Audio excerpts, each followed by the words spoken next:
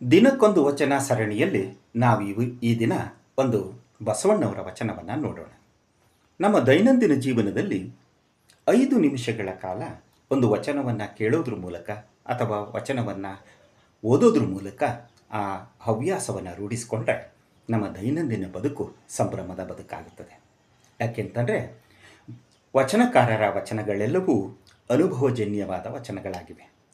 ಆ ಕಾರಣದಿಂದ ಈ ವಚನಗಳು ನಮ್ಮ ಬದುಕಿನಲ್ಲಿ ಗುರುವಿನ ಸ್ಥಾನದಲ್ಲಿ ನಿಂತು ಮಾರ್ಗದರ್ಶನ ನೀಡುವಂತಹ ವಚನಗಳಾಗಿವೆ. ಅಂತಹ ವಚನಗಳಲ್ಲಿ ಈ ದಿನ ಬಸವಣ್ಣವರ ಈ ವಚನವನ್ನು ಕೇಳೋಣ.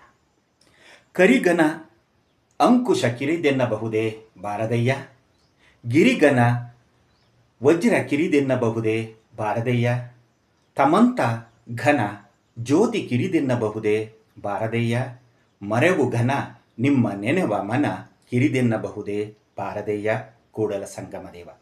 ಮತ್ತೊಮ್ಮೆ, ಕರಿಘನ ಅಂಕುಶ ಕಿರಿದೆನ್ನಬಹುದೇ ಬಾರದಯ್ಯ, ಗಿರಿಘನ ವಜ್ರ ಕಿರಿದೆನ್ನಬಹುದೇ ಬಾರದಯ್ಯ, ತಮಂತ ಘನ ಜ್ಯೋತಿ ಕಿರಿದೆನ್ನಬಹುದೇ ಬಾರದಯ್ಯ, ಮರೆವು ಘನ ನಿಮ್ಮ ನೆನೆವ ಮನ ಕಿರಿದೆನ್ನಬಹುದೇ ಬಾರದಯ್ಯ ಕೂಡಲ ಸಂಗಮ ದೇವ. ಬಸವಣ್ಣವರು ಈ ವಚನದಲ್ಲಿ ವಸ್ತುವಿನ ಮಹತ್ವವನ್ನು ನಿರೂಪಿಸಿದ್ದಾರೆ.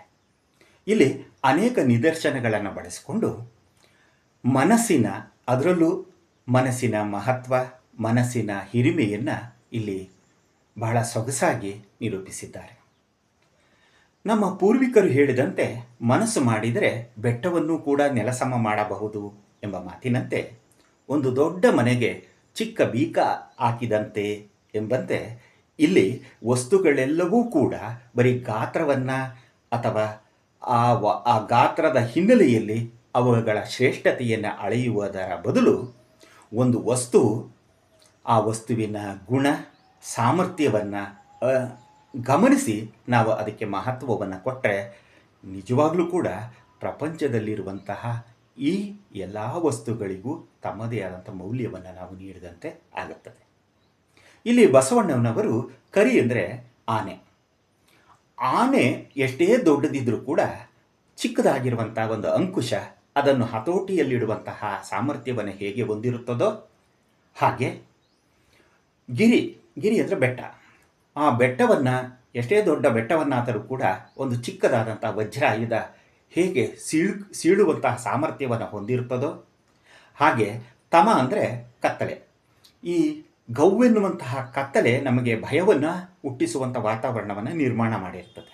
ಆ ಭಯವನ್ನು ಹುಟ್ಟಿಸುವಂತಹ ವಾತಾವರಣವನ್ನು ಮಾಡಿದಂತಹ ಈ ಕತ್ತಲೆಯನ್ನು ಚಿಕ್ಕದೊಂದು ದೀಪ, ಆ ದ್ವೀಪ ಅಥವಾ ಹಣತೆ ಹೇಗೆ ಬೆಳಗಿ ಆ ಕತ್ತಲೆಯನ್ನು ಓಡಿಸುವ ಸಾಮರ್ಥ್ಯವನ್ನು ಹೊಂದಿರುತ್ತದೋ ಹಾಗೆ ಸದಾ ನಿಮ್ಮನ್ನು ನೆನೆಯುವಂತಹ, ಸದಾ ನಿಮ್ಮ ಚಿಂತನೆಯಲ್ಲೇ ಇರುವಂತಹ ಈ ಮನಸ್ಸು ನನಗಂಟಿದಂತಹ ದೊಡ್ಡ ಮರವನ್ನು ಓಡಿಸುವ ಸಾಮರ್ಥ್ಯವನ್ನು ಹೊಂದಿದೆ ಎಂಬುದಾಗಿ ವಸ್ತುವಿನ ಮಹತ್ವವನ್ನು ಹೇಳುವಂತಹ ಈ ಬಸವಣ್ಣವರ ವಚನ ನಮ್ಮ ಜೀವನದಲ್ಲಿ ವಸ್ತುಗಳ ಮಹತ್ವವನ್ನು, ವಸ್ತುಗಳ ಹಿರಿಮೆಯನ್ನು ನಾವು ಹೇಗೆ ಗ್ರಹಿಸಬೇಕು ಅನ್ನೋದನ್ನು ಈ ವಚನದಲ್ಲಿ ನಿರೂಪಿಸಿದ್ದಾರೆ.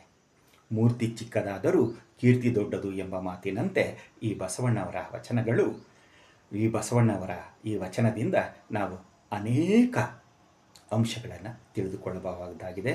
ನಮ್ಮ ಬದುಕಿನ ಮಾರ್ಗ. ನಾಳೆ ಮತ್ತೊಂದು ವಚನದೊಂದಿಗೆ ಭೇಟಿಯಾಗೋಣ.